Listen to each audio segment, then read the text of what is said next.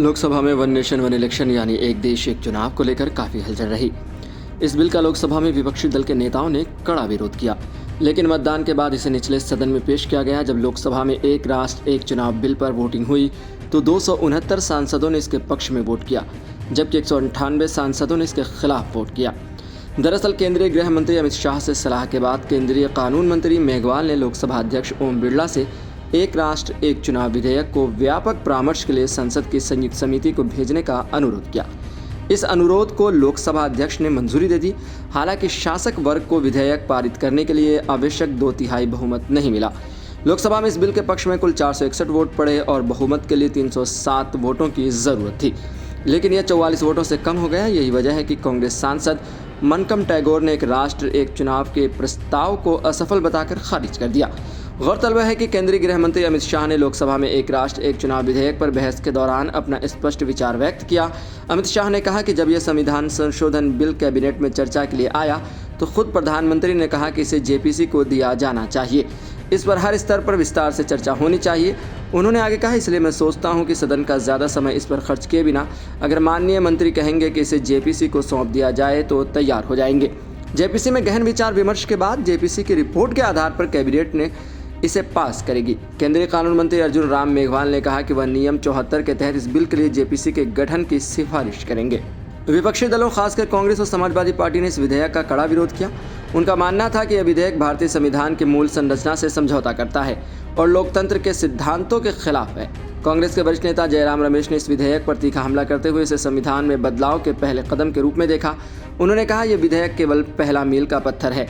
इसका असली उद्देश्य नया संविधान लाना है। संविधान में संशोधन करना एक बात है, लेकिन नया संविधान लाना आरएसएस और प्रधानमंत्री मोदी का मुख्य उद्देश्य है। कांग्रेस के नेता गौरव गोगोई ने भी इस विधेयक का विरोध करते हुए इसे संविधान और लोगों के वोट देने के अधिकार पर हमला बताया। उन्होंने कहा कि यह विधेयक लोकतंत्र को कमजोर करने की कोशिश है। यह हमारे संविधान को बदलने और लोगों के चुनावी अधिकारों को हनन करने का एक तरीका है। कांग्रेस सांसद मनीष तिवारी और समाजवादी पार्टी के सांसद धर्मेंद्र यादव ने भी विधेयक के खिलाफ सदन में जोरदार भाषण दिया। मनीष तिवारी ने कहा कि यह विधेयक संविधान की आत्मा के खिलाफ है और इससे भारतीय लोकतंत्र की बुनियादी संरचना को खतरा हो सकता है।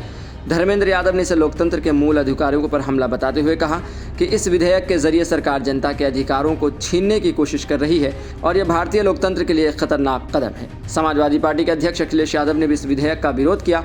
उन्होंने कहा, यह विधेयक वास्तविक लोकतंत्र के लिए खतरनाक है। ये चुनावों को नियंत्रित करने और आम नागरिक की आवाज़ को कमजोर करने की कोशिश है। लोकसभा में इस विधेयक पर बहस के बाद केंद्रीय कानून मंत्री अर्जुन राम मेघवाल ने यह प्रस्ताव रखा कि विधेयक को संसद की संयुक्त संसदीय समिति जेपीसी को भेजा जाए ताकि इस पर विस्तृत विचार विमर्श हो सके। जेपीसी के पास ये विधेयक भेजे जाने के बाद समिति अपने निष्कर्षों के आधार पर कैबिनेट को रिपोर्ट सौंपेगी और फिर कैबिनेट उस रिपोर्ट का ध्यान में रखते हुए विधेयक पर अंतिम निर्णय लेगी। लोकसभा अध्यक्ष ओम बिरला ने इस प्रस्ताव को मंजूरी दे दी और कहा कि विधेयक अब संयुक्त संसदीय समिति के पास जाएगा, जहां इसका गहन अध्ययन और चर्चा की जाएगी। विधेयक पर इस तात्कालिक वोटिंग और बाद में उसे जेपीसी के पास भेजने के फैसले से यह स्पष्ट है कि एक राष्ट्र एक चुनाव को लेकर विभिन्न पक्षों के बीच मतभेद गहरे हैं। सत्ता पक्ष इसे चुनावी प्रक्रिया को सुधारने और संसाधनों की बचत करने का कदम मानता है, जबकि विपक्ष इसे संविधान और लोकतंत्र के खिलाफ एक साजिश के रूप में देखता है। अब इस विधेयक पर जेपीसी की रिपोर्ट के बाद ये साफ होगा कि इसका भविष्य क्या होगा। हालांकि यह स्पष्ट है कि इस विधेयक के माध्यम से सरकार ने चुनावी प्रक्रिया में बदलाव की दिशा में एक बड़ा कदम उठाया है, लेकिन इसके संभावित प्रभावों पर देश भर में विचार विमर्श और बहस अभी जारी रहेगी।